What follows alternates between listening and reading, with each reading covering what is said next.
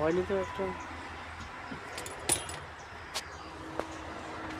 Guys, এটা যে ভারত বংশের টরাস লোগো দেখতে পাচ্ছেন। কুলিং ওয়েল নতুন এসি ফিট করা হবে, ওই জন্য ড্যাশবোর্ড খোলা হয়েছে। তারপরে ইউনিট খোলা হয়ে গেছে, বাকি তারপরে কুলিং ওয়েল ব্যাপারেটার কোয়েল লাগানো হবে ইউনিটের মধ্যে। তারপরে ওয়ারিং করা হবে, তারপরে কম্প্রেসার কন্ডেন্সার সব সেট করা হবে। আপনাদের এই ইউনিটে দেখানো নেই, সব খসানো কোথায় কোথায় খোঁজাতে হয় তা দেখাবো আপনাদেরকে। দেখুন ভিতরকার সব খসিয়ে ফেলেছি ড্যাশবোর্ড।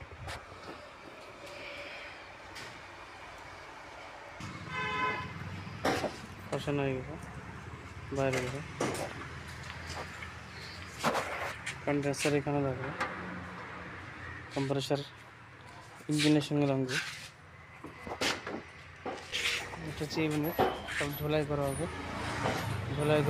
সব পন্স খারাপ হয়ে গেছে, বিজ্ঞান শাটারে সব পন্স লাগানো হবে এবং কুলিং ওয়েল সেট করা হবে।